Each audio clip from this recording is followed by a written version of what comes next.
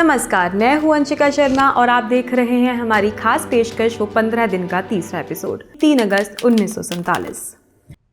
आज के दिन गांधी जी की महाराजा हरि सिंह से भेंट होना तय थी। इस संदर्भ का एक औपचारिक पत्र कश्मीर रियासत के दीवान रामचंद्र काक ने गांधी जी के श्रीनगर में आगमन वाले दिन ही दे दिया था। आज 3 अगस्त की सुबह भी गांधी जी के लिए हमेशा की तरह थी। अगस्त का महीना होने के बावजूद भी किशोरीलाल सेठी के घर अच्छी खासी ठंड थी। अपनी नियमित दिनचर्या के अनुसार गांधी जी मुंह अंधेरे ही उठ गए थे। उनकी नातिन मनु तो मानो उनकी परछाई के समान थी। इसी कारण जैसे ही गांधी जी उठे वह भी जाग गई। मनु गांधी जी के साथ सोती थी। लगभग 1 वर्ष पूर्व अपने नोवाखाली दौरे के समय गांधी जी मनु को अपनी बाहों में लेकर सोते थे। यह उनका सत्य के साथ एक प्रयोग था। एक अत्यंत पारदर्शी एवं स्वच्छ मन वाले गांधी जी के अनुसार इसमें कुछ भी गलत नहीं था। हालांकि इस खबर की बहुत गर्मागर्म चर्चाएं हुई। कांग्रेस के नेताओं ने इस मामले में कुछ भी नहीं बोला और चुप्पी साध ली। उनको मौन रहना ही सही लगा। जबकि देश के कई भागों में सत्य के इस कथित प्रयोग के बारे में विरोधी जनमत स्पष्ट रूप से प्रकट होने लगा था।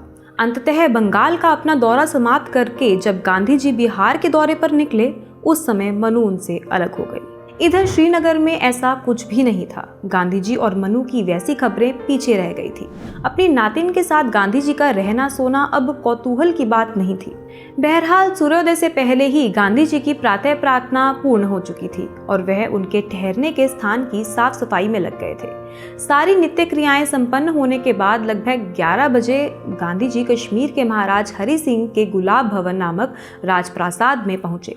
भले ही गांधी जी की यह भेंट महाराज की इच्छा के विरुद्ध थी, परंतु फिर भी महाराज ने गांधी जी के स्वागत में कोई कमी नहीं छोड़ी थी। स्वयं महाराज हरि सिंह, महारानी तारा देवी सिंह राजप्रासाद के विशाल प्रांगण में गांधी जी के स्वागत हेतु खड़े थे। युवराज कर्ण सिंह भी वहां अपने शाही अंदाज में स्वागत हेतु तत्पर थे। महारानी तारा देवी सिंह ने तिलक एवं आरती के साथ उनका परंपरागत स्वागत किया। उस गुलाब भवन नामक राजप्रासाद के जिस वृक्ष के नीचे गांधी जी और महाराज की भेंट हुई थी, उस वृक्ष पर इस भेंट की स्मारिका के बतौर पर ताम्र पट्टिका लगाई गई है। हालांकि उस ताम्र पट्टिका पर इन दोनों की भेंट की दिनांक गलत लिखी गई है। गांधी जी महाराज हरि सिंह से 3 अगस्त 1947 को मिले थे, जबकि उस ताम्र पट्टिका में जून 1947 ऐसा लिखा गया है।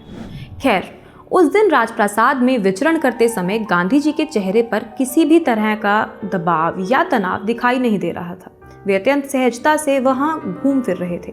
महाराज हरि सिंह गांधी जी के बीच लंबी चर्चा हुई, परंतु इस समूची चर्चा में गांधी जी ने महाराज को भारत में शामिल हो ऐसा एक बार भी नहीं कहा। यदि गांधी जी ने वैसा कहा होता तो उनके मतानुसार यह उचित नहीं होता, क्योंकि गांधी जी का ऐसा मानना था कि वह भारत और पाकिस्तान दोनों के ही पितृ पुरुष हैं। हालांकि दुर्भाग्य से उन्हें यह जानकारी नहीं थी कि पाकिस्तान मांगने वाले मुसलमान उन्हें एक हिंदू नेता मानते हैं, उनका द्वेष करते हैं और इसीलिए पाकिस्तान में गांधी जी का रत्ती भर भी सम्मान और स्थान नहीं है। अंग्रेजों के चले जाने के बाद कश्मीर रियासत को कौन सी भूमिका निभानी चाहिए अथवा कौन सा निर्णय लेना चाहिए, इस संबंध में गांधी जी को कुछ कहना ही नहीं था।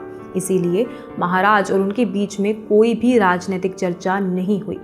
अलबत्ता गांधी जी की इस निरपेक्ष भेंट के परिणाम स्वरूप नेहरू का कश्मीर एजेंडा लागू करने में मदद मिली। 3 अगस्त को यह भेंट हुई और 10 अगस्त को महाराज के विश्वास पात्र और नेहरू को कैद में ठूसने वाले कश्मीर रियासत के दीवान रामचंद्र काक को महाराज ने अपनी सेवाओं से मुक्त कर दिया। दूसरा परिणाम यह रहा कि नेहरू के खास मित्र शेख अब्दुल्ला को कश्मीर की जेल से 29 सितंबर को ही छोड़ दिया गया। सरसरी तौर पर देखा जाए तो गांधी जी की इस भेंट का परिणाम इतना ही दिखाई देता है, परंतु यदि गांधी जी ने इन दोनों मांगों के अलावा महाराज हरि सिंह से भारत में शामिल होने का अनुरोध किया होता या वैसी सलाह ही देती होती, तो जानिए कि अक्टूबर 1947 से पहले अगस्त 1947 में ही कश्मीर का भारत में विलीनीकरण हो चुका होता। आज कश्मीर के जो ज्वलंत प्रश्न देश के सामने खड़े हैं वह उत्पन्न ही नहीं होते, किंतु ऐसा हो ना सका।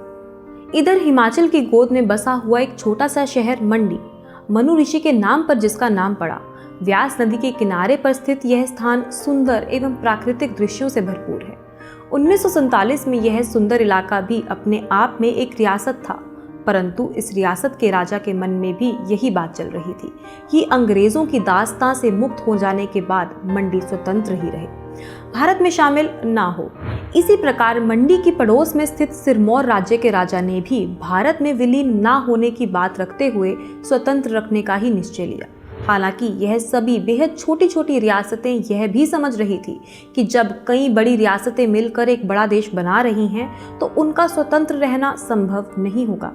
इसी बीच उन्हें यह जानकारी मिली कि कश्मीर के महाराज भी अपनी रियासत को स्वतंत्र रखने के विचार में हैं। तब उन्होंने यह योजना बनाई कि जम्मू कश्मीर, पंजाब और शिमला इत्यादि के पहाड़ी राज्यों का एक वृहद संघ बनाकर उसे भारत से स्वतंत्र ही रखा जाए।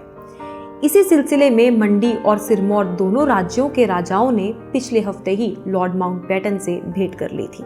इन्होंने स्पष्ट शब्दों में कह दिया था कि फिलहाल भारत में शामिल होने के संधि पत्र पर हस्ताक्षर करना संभव नहीं है, अभी हमें और समय चाहिए। उधर दिल्ली स्थित अपने भव्य एवं प्रभावशाली वायसरॉय कार्यालय में बैठे हुए लॉर्ड लुई माउंटबेटन इन दोनों राजाओं का पत्र बार बार पढ़ रहे थे। असल में जितने अधिक राजे रजवाड़े स्वतंत्र रहने का आग्रह करते, देश छोड़ते समय अंग्रेजों के सामने उतनी ही अधिक दिक्कतें पैदा होती। इसलिए ऐसी छोटी छोटी रियासतों का स्वतंत्र रहना या भारत में शामिल होने से असहमति व्यक्त करना माउंटबेटन को सख्त नापसंद था। लेकिन फिर भी लोकतंत्र और अपने पद का सम्मान रखने की खातिर माउंटबेटन ने इसी संदर्भ में सरदार पटेल को एक पत्र लिखना आरंभ किया। 3 अगस्त की दोपहर को सरदार पटेल को यह पत्र लिखते समय और यह जानते हुए कि इस पत्र पर कोई अनुकूल निर्णय नहीं होने वाला है, माउंटबेटन ने मंडी और सिरमौर दोनों राजाओं को विलीनीकरण के पत्र पर हस्ताक्षर करने के लिए थोड़ा और समय देने का अनुरोध सरदार पटेल से किया। इधर डॉक्टर बाबा साहेब अम्बेडकर आज दिल्ली में ही थे। पिछले कुछ दिनों से उनके पास भी तरह तरह के कामों की भीषण व्यस्तता थी। उनके शेड्यूल कास्ट फेडरेशन नामक संगठन के कार्यकर्ता देश भर से विविध कामों के लिए एवं उनका मार्गदर्शन लेने के लिए दिल्ली आ रहे थे। दर्जनों पत्र लिखने पढ़ने बाकी थे, परंतु बाबा साहेब को यह परिस्थिति बड़ी ही रुचिकर लगती थी। अर्थात जितना अधिक काम होगा वे अपने काम में गहराई और गंभीरता से डूब जाना पसंद करते थे। ऐसे विभिन्न कामों का बोझ तो उनके लिए एक उत्सव समान था। इसीलिए जब पिछले सप्ताह नेहरू ने उन्हें आगामी मंत्रिमंडल में शामिल होने के संबंध में पूछा था, तब बाबा साहेब ने उसका सकारात्मक उत्तर दिया। बाबा साहब ने कहा कि कानून मंत्रालय में कोई खास काम नहीं है, इसीलिए मुझे कोई ऐसी जिम्मेदारी दीजिए जिसमें बहुत सारा काम करना पड़े। नेहरू हंसे और बोले, निश्चित ही एक ऐसा बहुत बड़ा काम मैं आपको सौंपने जा रहा हूँ। आज दोपहर को ही प्रधानमंत्री जवाहरलाल नेहरू का पत्र बाबा साहेब अम्बेडकर को मिला। इस पत्र के माध्यम से उन्होंने बाबा साहेब को स्वतंत्र भारत का पहला कानून मंत्री नियुक्त किया था। बाबा साहेब और उनकी शेड्यूल कास्ट फेडरेशन के लिए यह बहुत ही महत्वपूर्ण और आनंददायक अवसर था। इधर दिल्ली की इस अगस्त वाली उमस भरी भयानक गर्मी में सिरिल रेडक्लिफ साहब को बहुत कष्ट हो रहा था। ब्रिटेन के यह निर्भीक एवं निष्पक्ष माने जाने वाले न्यायाधीश महोदय भारत के विभाजन की योजना पर काम करने के लिए मुश्किल से तैयार हुए थे। प्रधानमंत्री एटली ने उनकी न्यायप्रियता एवं बुद्धिमानी को देखते हुए जिद पकड़ते हुए उन्हें इस काम के लिए राजी किया था। इसमें पेच यह था कि माउंटबेटन को भारत का विभाजन करने के लिए कोई ऐसा व्यक्ति चाहिए था जिसे भारत के बारे में कोई खास जानकारी नहीं हो। न्यायमूर्ति रेडक्लिफ इस कसौटी पर खरे उतरते थे। दिल्ली आने पर कुछ भी जानकारी नहीं होना यह कितना बड़ा बोझ और सिरदर्द है, यह रेडक्लिफ साहब को जल्द ही समझ में आ गया था।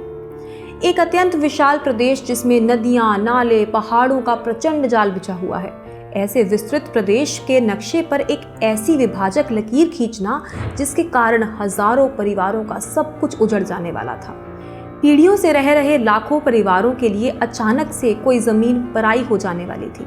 बहुत कठिन कार्य था यह। रेडक्लिफ साहब को इस कार्य की जटिलता की पूरी जानकारी थी और वह उनकी क्षमता के अनुसार पूरी निष्पक्षता के साथ विभाजन करने का प्रयास भी कर रहे थे। उनके बंगले के 3 बड़े बड़े कमरे तरह तरह के कागजों से और भिन्न भिन्न प्रकार के नक्शों से पूरी तरह भर चुके थे। आज 3 अगस्त के दिन उनका काफी सारा काम लगभग खत्म हो चुका था। पंजाब के कुछ विवादित क्षेत्रों का बंटवारा अभी बाकी रह गया था, जिस पर वे अपना अंतिम विचार कर रहे थे। इसी बीच उन्हें मेजर शॉर्ट का लिखा हुआ एक पत्र प्राप्त हुआ। मेजर शॉट एक सैनिक मानसिकता वाला पक्का ब्रिटिश अधिकारी था। भारत की सामान्य जनता की प्रतिक्रियाएं और राय रैटक्लिफ साहब तक पहुंचाने के लिए ही उसने यह पत्र लिखा था। उस पत्र में उसने स्पष्ट शब्दों में लिखा था कि जनता का ऐसा मानना है कि माउंटबेटन जैसा चाहेंगे, रैटक्लिफ बिना विरोध किए बिल्कुल वैसा ही निर्णय देंगे। रैटक्लिफ इस पत्र पर विचार करते रहे। पत्र का यह हिस्सा वास्तव में सच ही था, क्योंकि रैटक्लिफ पर माउंटबेटन का गहरा प्रभाव तो निश्चित ही था। 3 अगस्त की दोपहर लगभग 4 बजे 17 यॉर्क रोड स्थित जवाहरलाल नेहरू के निवास से एक प्रेस नोट जारी किया गया। क्योंकि राजनीतिक गहमा-गहमी के दिन थे, तो रोज ही कोई ना कोई प्रेस नोट निकलता था अथवा प्रेस कॉन्फ्रेंस आयोजित होती रहती थी। परंतु आज के प्रेस नोट देश और पत्रकारों के लिए विशेष महत्व रखते थे। इस प्रेस नोट के माध्यम से नेहरू ने अपने मंत्रिमंडल सहयोगियों के नाम घोषित किए थे। यह स्वतंत्र भारत का पहला मंत्रिमंडल था, इसलिए इस प्रेस नोट का अपने आप में ही एक विशिष्ट महत्व था, जिनमें सरदार वल्लभ भाई पटेल, मौलाना Abdul Kalam Azad, doctor Rajendra Prasad, doctor John Mathai, Jagjivan Ram, सरदार बलदेव सिंह, C.H. भाभा, राजकुमारी अमृत कौर, डॉक्टर भीमराव अंबेडकर, डॉक्टर श्याम प्रसाद मुखर्जी, षणमुगम चेट्टी, नरहरि विष्णु गाडगिल शामिल थे। इन 12 सदस्यों में से राजकुमारी अमृत कौर एकमात्र महिला थी, जबकि doctor Baba Saheb Ambedkar schedule caste federation party के, डॉक्टर श्याम प्रसाद मुखर्जी हिंदू महासभा के और सरदार बलदेव सिंह पंथिक पार्टी के प्रतिनिधि के रूप में मंत्रिमंडल में शामिल थे। उधर सुदूर पश्चिम में राम मनोहर लोहिया का एक प्रेस नोट अखबारों के कार्यालयों में पहुंच चुका था, जिसने लाखों गोवा निवासियों को निराश कर दिया था। लोहिया ने अपने प्रेस नोट के माध्यम से यह सूचित किया था कि गोवा की स्वतंत्रता भारत की स्वतंत्रता के साथ होना संभव नहीं है। इस कारण गोवा के निवासी अपनी स्वतंत्रता की लड़ाई आगे जारी रखें। विभाजन की भीषण घटनाओं एवं त्रासदी से दूर उधर महाराष्ट्र में आलंदी नामक स्थान पर कांग्रेस में काम करने वाले कम्युनिस्ट कार्यकर्ताओं की बैठक का आज दूसरा और अंतिम दिन था। कल से ही इन वामपंथी कार्यकर्ताओं में मंथन का दौर जारी था।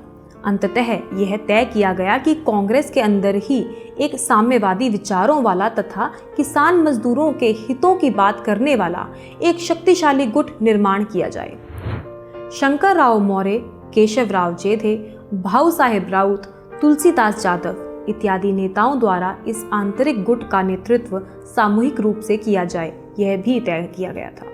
अर्थात अब महाराष्ट्र में एक नए साम्यवादी दल का उदय होने जा रहा था। उधर श्रीनगर में गांधी जी के प्रवास का आज अंतिम दिन था। कल सुबह वे जम्मू के लिए निकलने वाले थे। इस कारण आज शाम उनकी मेजबानी बेगम अकबर जहां करने वाली थी।